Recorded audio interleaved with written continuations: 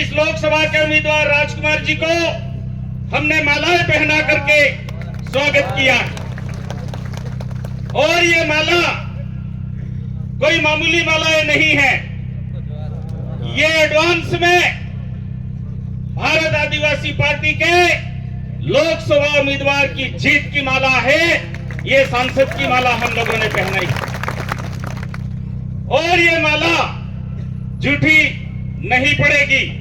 निश्चित रूप से हम सब दिन रात मेहनत करेंगे और हम राजकुमार जी रोत को लोकसभा में बांसवाड़ा डूंगरपुर के ही नहीं पूरे उदयपुर संभाग के आदिवासी क्षेत्र के आदिवासी समाज के हक और अधिकारों की मांग, उसकी आवाज जो है वो लोकसभा में उठाने के लिए हम भेजना चाहते हैं।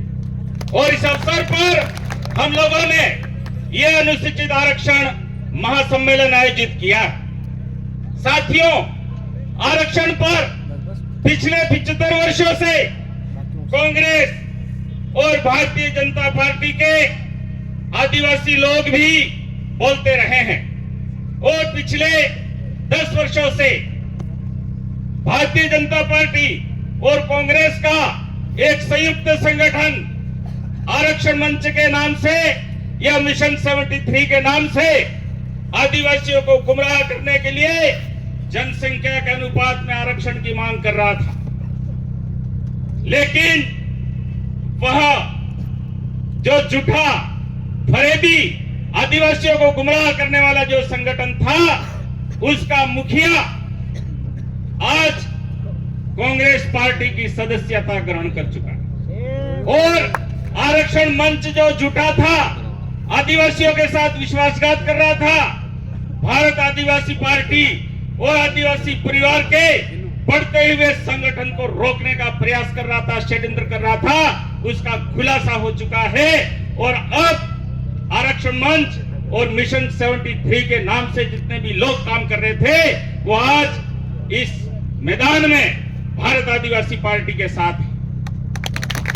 और मैं इस अवसर पर आप सबको विश्वास दिलवाता हूं कि भारत आदिवासी पार्टी से हमारे लोकसभा उम्मीदवार राजकुमार जी जीतेंगे तो लोकसभा में 5वीं अनुसूची के अनुसार आरक्षण लागू किए जाने की मांग की जाएगी।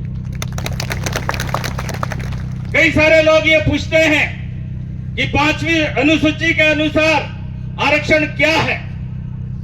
मैं कम समय में इस बात को यहां पर समझाना चाहता हूं।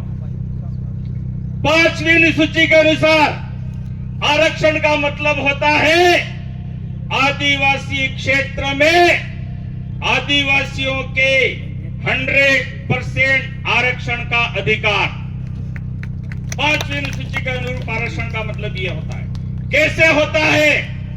क्योंकि 5वीं अनुसूची क्षेत्र में आर्टिकल 244(1) के पैरा 5 में लागू विधि के अनुसार आदिवासी क्षेत्र में आदिवासियों को छोड़ करके किसी और के लिए किसी भी प्रकार के कोई भी विशेष प्रावधान नहीं किए जा सकते हैं। ये विधि विभाग की टिप्पणी से जाहिर किया हो चुका है 2013 में।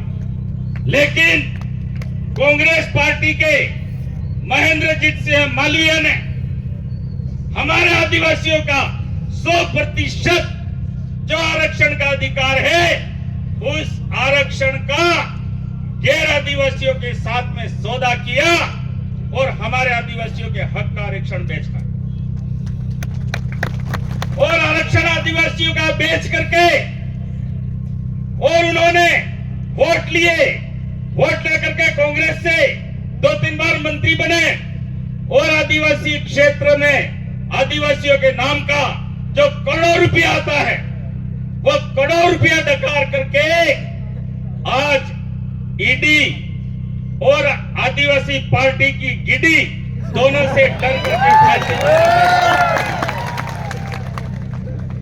आपको याद होगा, मैंने बांसवाड़ा से ही एक वक्तव्य जारी किया था जब आरक्षण मांगने वाले हमारे साथियों पर काकरी डुंगरी में गोलियां चलवाई गई थी कांग्रेसियों द्वारा। उस षड्यंत्र में महेंद्र मालवीय शामिल था और आरक्षण मंच के लड़के हमारे अभी कुछ समय पहले हाईवे जाम करने के लिए यहाँ पहाड़ियों पे चढ़े थे बागुद्रा क्षेत्र में।